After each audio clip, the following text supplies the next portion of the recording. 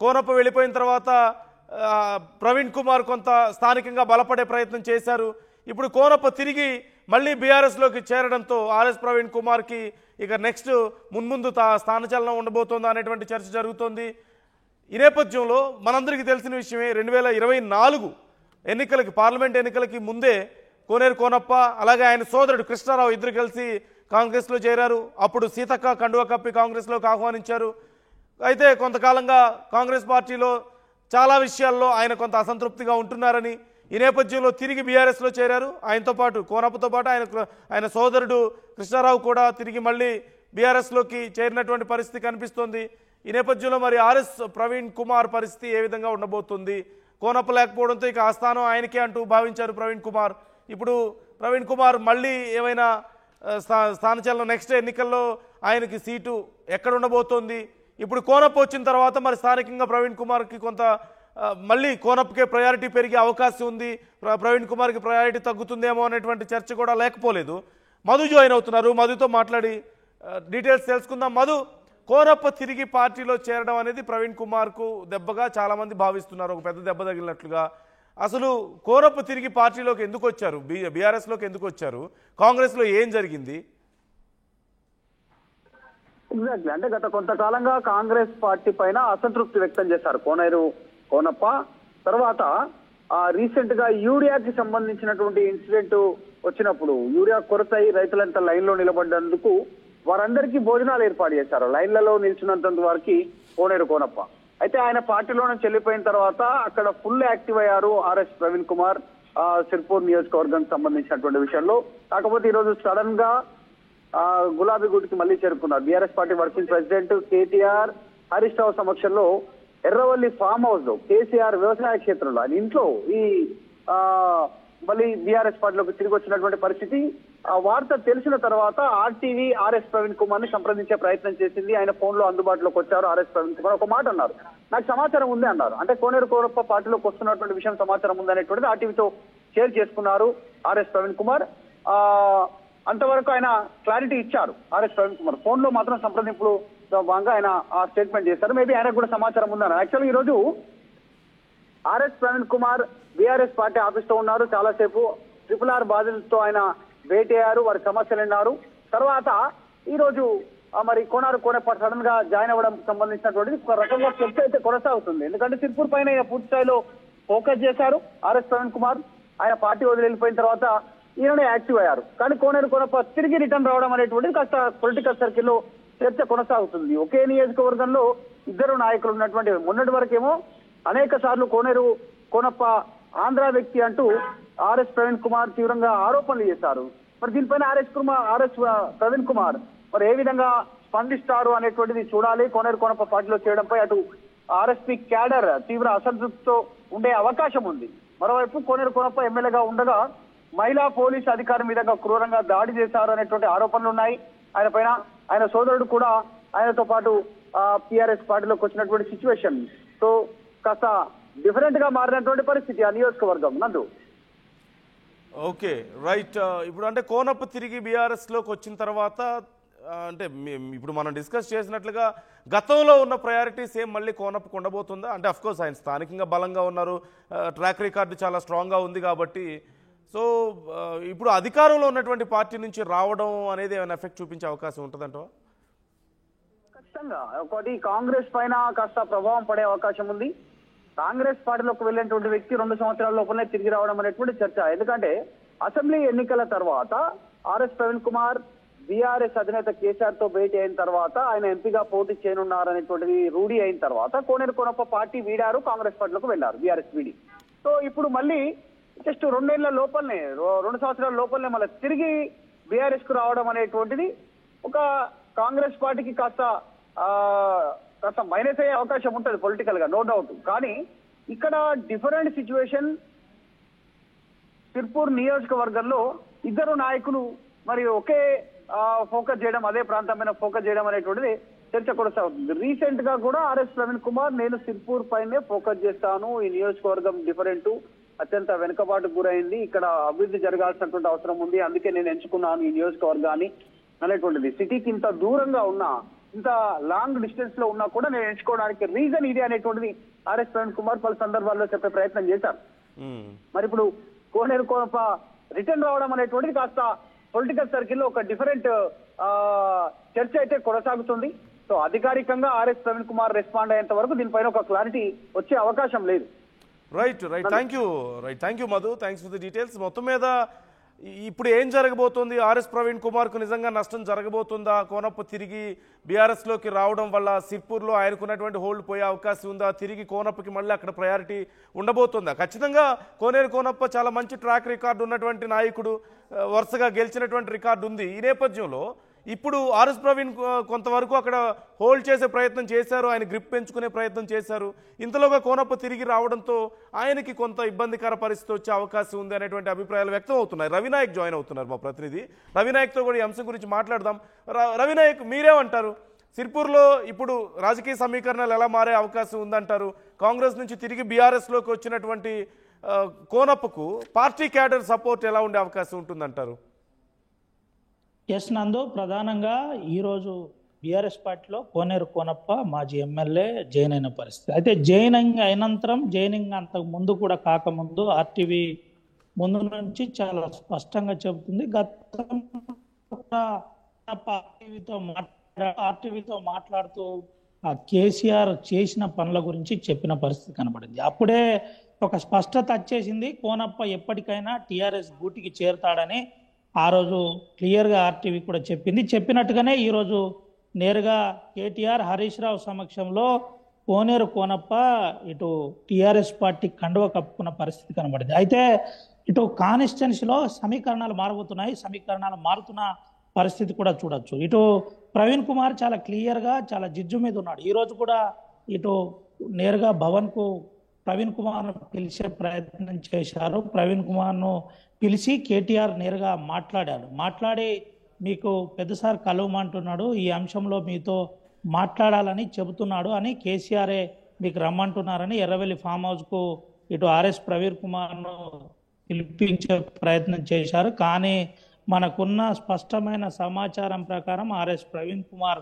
కేసీఆర్ను కలవలేదు. కేటీఆర్ను కలిసి కేటీఆర్కు తన అభిప్రాయాన్ని చాలా క్లియర్గా చెప్పాడు. ప్రవీణ్ కుమార్ ఒక విషయం స్పష్టంగా కేటీఆర్కు చెప్పినట్టు మన దగ్గర పక్కా సమాచారం ఉంది. తను ఒకే ఒక మాట చెప్పాడు, నేను ఒకవేళ పోటీ అనేది చేయడం అనేది జరిగితే అది సిర్పూర్ కాగజ్ నగర్ నుంచే నేను పోటీ చేస్తాను, ఆ విషయం మీరు మర్చిపోవద్దు, మీకు నేను మళ్ళీ చెబుతున్నానని చెప్పే ప్రయత్నం చేశారు. చెబుతూ కాన్స్టిట్యున్సీలోని కొన్ని పరిస్థితుల గురించి కూడా చెప్పే ప్రయత్నం చేశారు. కోనేరు కోనప్ప నిజంగానే బలంగా ఉంటే ఎందుకు టీఆర్ఎస్ పార్టీలో జాయిన్ అవుతున్నాడో మీరు అర్థం చేసుకోవాలని చెప్పే ప్రయత్నం జరిగిందని మనకు అక్కడున్న విశ్వసనీయమైన సమాచారం తెలిసింది. దీంతో పాటు కోనేరు కోనప్ప కావచ్చు, ఇటు ఆర్ఎస్ ప్రవీణ్ కుమార్ కావచ్చు, మీరిద్దరు కలిసి పనిచేయాలి, ఆ కాన్స్టిట్యున్సీలో మీ ఇద్దరికి మంచి పట్టుంది. ముఖ్యంగా కోనేరు కోనప్పకు ఆ ప్రాంతంలో సుదీర్ఘంగా పనిచేసిన పేరుంది, కోనేరు కోనప్పకు కూడా ఒక మంచి పట్టుంది. కాబట్టి మీరిద్దరు కలవడం వల్ల ఆడ పార్టీకి మంచి జరుగుతుందని చెప్పిన పరిస్థితి. అయితే ఓవరాల్ ఈ అంశంతో ఇంత తొందరగా కోనప్పను పార్టీలో జాయిన్ చేసుకోవడానికి మరో అంశం కూడా ఉంది. ఇప్పుడు జూబ్లీ హిల్స్ కాన్స్టిట్యున్సీ మీద కేటీఆర్ కావచ్చు, అదేవిధంగా హరీష్ రావు కావచ్చు, కేసీఆర్ కావచ్చు కన్నేసిన పరిస్థితి.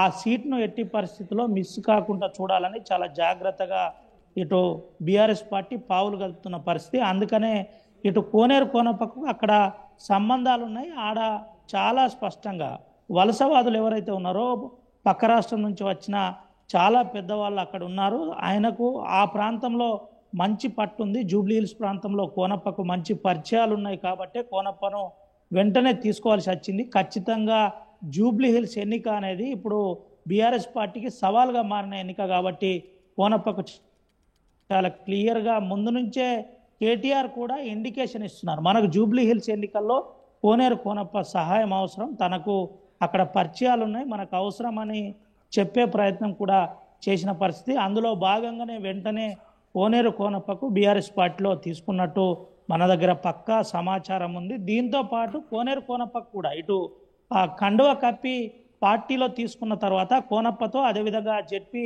చైర్మన్ కోనేరు కృష్ణతో కూర్చుండి సుదీర్ఘంగా చర్చించిన పరిస్థితి. చర్చిస్తూ నీ పని నువ్వు చేసుకునే ప్రయత్నం చేయి, అక్కడ ఇప్పటి వరకు టికెట్ ఎవరికి అనేది మేము ఒక స్పష్టత ఇయ్యలేమని క్లియర్గా చెప్పే ప్రయత్నం చేశారు. పని ఆధారంగానే టికెట్ ఫైనల్ చేయడం అనేది జరుగుతుందని చెప్పినట్టుగా మనకు తెలిసింది. చాలా క్లియర్గా తనతో పాటు జగదీష్ రెడ్డి కూడా ఉన్నట్టు మనకు స్పష్టత ఉంది. అయితే ఇద్దరు నాయకులు, పెద్ద నాయకులు, అది కూడా ఆర్ఎస్ ప్రవీణ్ కుమార్ ఒక మంచి పట్టున్న నాయకుడు, స్టేట్లో పేరున్న నాయకుడు. ఎట్ ద సేమ్ టైం కోనేరు కోనప్ప కూడా పట్టున్న నాయకుడు, పేరున్న నాయకుడు. కాబట్టి చాలా జాగ్రత్తగా బీఆర్ఎస్ పార్టీ కూడా ఆచితూచి అడిగేస్తుంది. అయితే ఇంకో కోణం కూడా ఆలోచించవచ్చు. బీఆర్ఎస్ పార్టీని మధ్యలో వదిలి వెళ్ళిన కోనేరు కోనప్పను మళ్ళీ పార్టీలో తీసుకున్న తర్వాత అనంతరం పార్టీ ఏం ఆదేశిస్తుంది ఏంటి అనే కోణంలో కూడా కొంత కన్ఫ్యూజన్ ఉండే అవకాశం ఉంటుంది. ఇటు ప్రవీణ్ కుమార్ కూడా ఇప్పటిదాకా ఒక స్పష్టత ఇవ్వలేదు. నీకు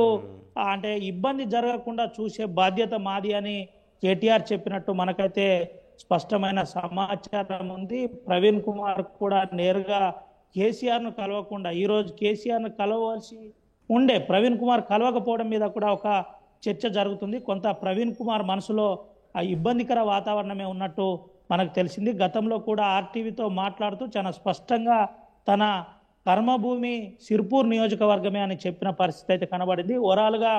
ఓవరాల్ అంశం చూసినట్టుగానైతే ఈరోజు ఆ కాన్స్టిట్యున్సీలో పరిస్థితులు అంటే ఇప్పటికే కోనేరు కోనప్పకు మంచి పట్టుంది, పాత క్యాడర్ ఉంది, గతంలో పనిచేసిన అనుభవం ఉంది. కాబట్టి కోనేరు కోనప్ప చాలా జాగ్రత్తగా పనిచేసుకునే అవకాశం ఉంది. ఇటు వచ్చే స్థానిక ఎన్నికల్లో ఇద్దరు కూడా పంచుకోవాలి. టికెట్ల అంశంలో ఎటువంటి కన్ఫ్యూజన్ లేకుండా జాగ్రత్త పడే బాధ్యత మాది అని ఇరు వర్గాలకు నచ్చజెప్పే ప్రయత్నం కూడా పార్టీ చేసినట్టు మనకు తెలిసింది. ఏమైనప్పటికీ ఇరు వర్గాల మధ్య ఎటువంటి ఇబ్బంది లేకుండా చూసే ప్రయత్నం బీఆర్ఎస్ పార్టీ అధినాయకత్వం చేస్తున్నప్పటికీ కొంత ఇబ్బంది జరిగే పరిస్థితి అయితే ఉన్నట్టు మనకు స్పష్టంగా కనబడుతుంది. ఇటు కోనప్ప అటు ఆర్ఎస్ ప్రవీణ్ కుమార్ మధ్య సిర్పూర్ కాగజ్నగర్లో పరిస్థితి ఏ విధంగా ఉంటుందో వేచి చూడాలి. నందు రైట్.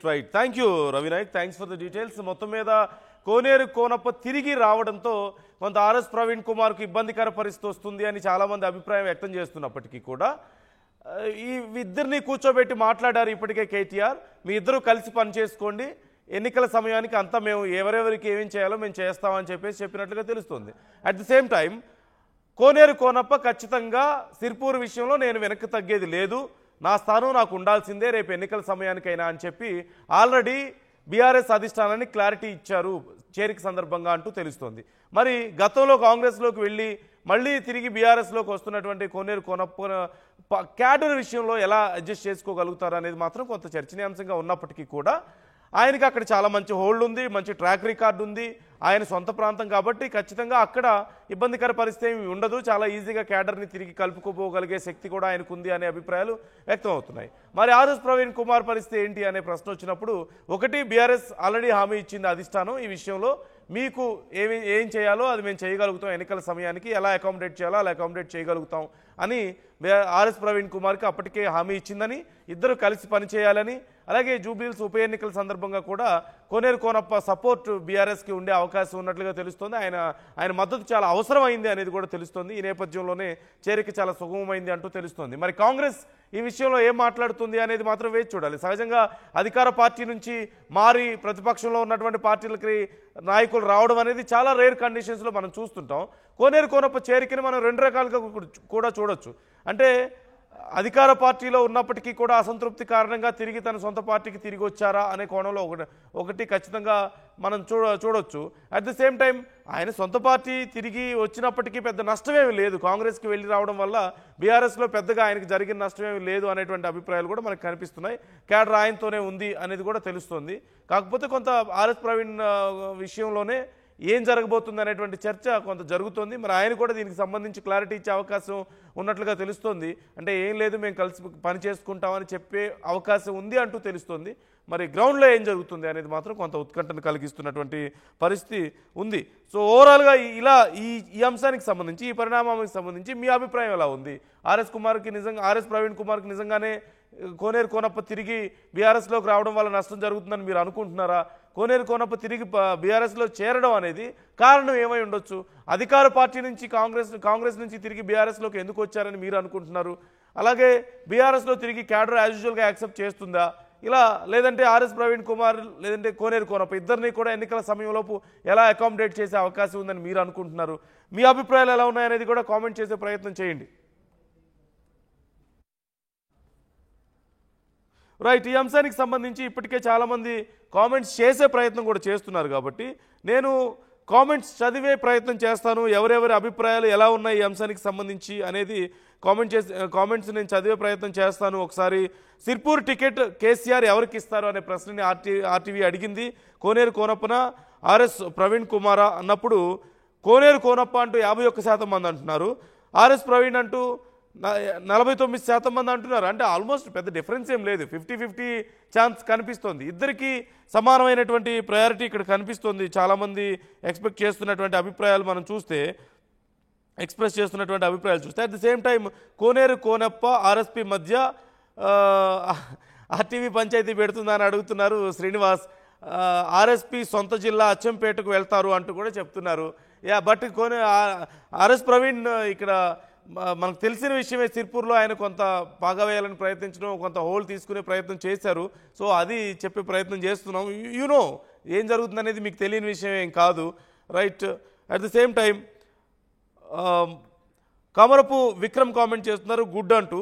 శ్రీనివాస్ బి కామెంట్ చేశారు ఇంతకు ముందు చేసినటువంటి కామెంట్, ఆర్ఎస్పీ సొంత జిల్లా అచ్చంపేటకు వెళ్తారు అంటూ ఆయన కామెంట్ చేస్తున్నారు. ఆర్ఎస్ ప్రవీణ్ కుమార్ మరో పార్టీలో చేరతాడు, అతనికి అలవాటే కదా అంటూ రఘురామ్ కామెంట్ చేస్తున్నారు. ఓర్ని హాయ్ అంటూ కామెంట్ చేశారు. ఆర్ఎస్కు తగిన గుణపాఠం అయింది అంటూ కూడా రఘురామ్ పోరిక కామెంట్ చేశారు. మరి ఎందుకు అనేది ఆయనే చెప్పాలి. అంటే గతంలో కేసీఆర్ని విమర్శించి తిరిగి అక్కడికే రావడం వలన, లేకపోతే కారణం ఏంటి, ఎందుకని మీరు అనుకుంటున్నారనే చెప్పాలి. ఆర్ఎస్పీ సార్ పక్కా సిర్పూర్లోనే పోటీ చేయాలి అంటూ మహేష్ కోసరి 3123 కామెంట్ చేస్తున్నారు. ఆర్ఎస్పీకి అయోమయమే ఇక అంటూ కూడా కామెంట్ చేస్తున్నారు. బీఆర్ఎస్లో first RS Praveen Kumar sir వచ్చి తిక్కోడైనడు అంటూ కామెంట్ చేస్తున్నారు. సంధ్యపోగు మహేష్ బాబు కామెంట్ చేస్తున్నారు. అంటే ఆర్ఎస్ ప్రవీణ్ కుమార్ ఇక్కడ పిచ్చోడయ్యాడు అంటూ ఆ కోణంలో కామెంట్ చేస్తున్నారు మహేష్ బాబు. అలాగే ఈ మాట నేను మాట్లాడలేను, తెలంగాణ టైగర్ కామెంట్ చేస్తున్నారు. ఆయన కొంచెం ఘాటుగా కామెంట్ చేశారు. కేసీఆర్ ఫ్యామిలీని పొట్టు తిట్టారు ఒకప్పుడు ఆర్ఎస్ అంటూ ఆయన చేస్తున్నటువంటి కామెంట్ అది. ఓన్లీ కేకే సార్ అంటూ ఆదాన్ సిద్దికి కామెంట్ చేస్తున్నారు. జై ఆర్ఎస్పీ సార్ అంటూ తిక్కన్న కామెంట్ చేస్తున్నారు. అలాగే బీఆర్ఎస్లో మిగిలేది ఆ నలుగురే, ఆలే నరేంద్ర, విజయశాంతి, ఇంకా చాలామందిని బయటికి పంపారు, దొంగల అహంకారం, కాళ్ళు మొక్కలేదు అంటూ కామెంట్ చేస్తున్నారు వెంకట్రెడ్డి చెరుకుపల్లి. అలాగే పక్కా కోనేరు కోనప్ప గారికే టికెట్ అంటూ రాజ్ కుమార్ కామెంట్ చేస్తున్నారు. ఆర్ఎస్పీ సార్ హీరో అంటూ ఆర్ఎస్పీ సూపర్ హీరో అంటూ కామెంట్ చేస్తున్నారు అక్షయ్. అసలైన తొలి వెలుగు. ఫాలో వాట్సాప్ @తొలి వెలుగు అఫీషియల్.